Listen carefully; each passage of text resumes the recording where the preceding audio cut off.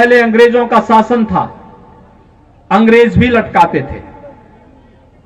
उससे पहले मुगलों का शासन था।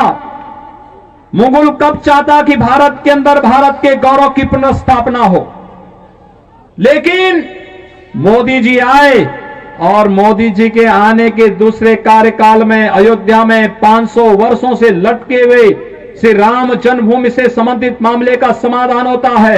आप सबको मैं बधाई देता हूं। अयोध्या में भगवान राम का भव्य मंदिर के निर्माण का मार्ग प्रशस्त हुआ है। अयोध्या में भगवान राम का भव्य मंदिर का निर्माण होने जा रहा है। कोई संदेह किसी को नहीं होना चाहिए। जरा याद करिए, अगर मोदी जी केंद्र में नहीं होते, उत्तर प्रदेश में मोदी जी के आह्वान पर भारतीय जनता पार्टी की सरकार नहीं बनती, तो ये जो धमकी देते थे कि 370 समाप्त करोगे, खून की नदियां बहेंगी, हम कहते थे यार कुछ नहीं होने वाला। ये लोग कहते थे राम मंदिर के मुद्दे पर अगर फैसला हुआ खून की नदियां बहेंगी। मैं कहता था देखो भाई, कुछ एक मच्छर भी नहीं मरने वाला है, कुछ नहीं होगा। न्यायालय मेरिट के आधार पर फैसला करे, फैसले को लागू हम करेंगे। और किसी के माई के लाल पे हिम्मत है उत्तर प्रदेश में उपद्रव करके दिखा दे।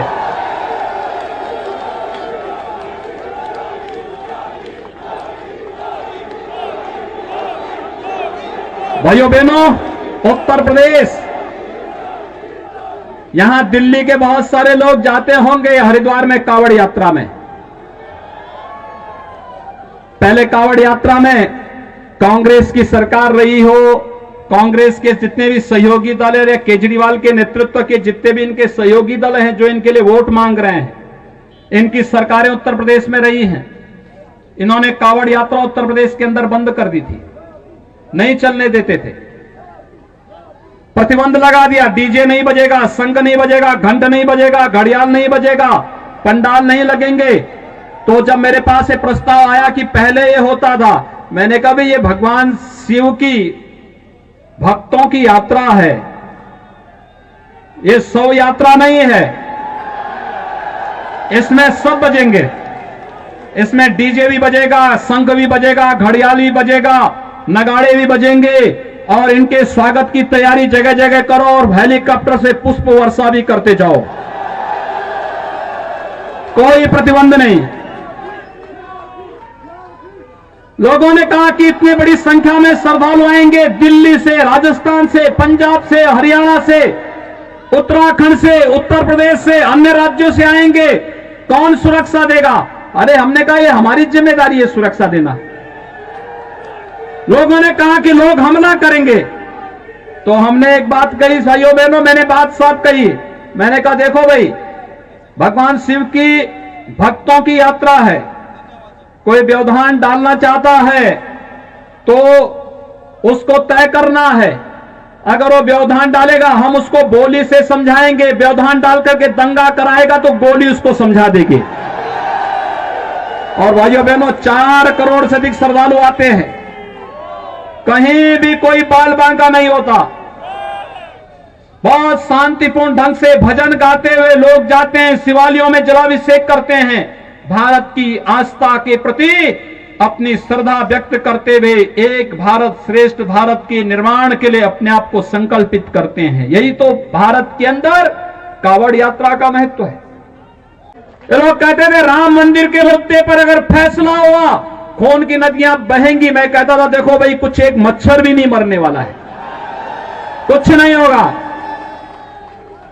न्यायालय मेरिट के आधार पर फैसला करे, फैसले को लागू हम करेंगे।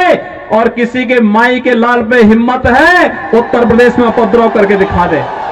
पहले कश्मीर में पत्थरबाज पत्थर फेंक करके पाकिस्तान का पैसा लेकर के भारत की संपत्ति को नुकसान पहुंचा करके उन्हें क्षतिग्रस्त करते थे, और कांग्रेस और केजरीवाल जैसे लोग उन पत्थरबाजों का समर्थन करते थे।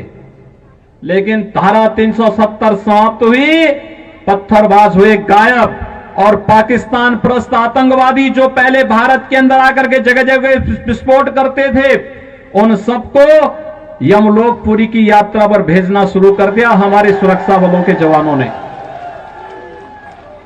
उनके लिए कहा गया कि भाई भारत की धरती तुम्हारे लिए नहीं है, तुम्हारे लिए तो अब बोली नहीं, हमारे सुरक्षा बलों के जवानों की गोली है और एक गोली खाओ, अपनी यात्रा पर जाओ।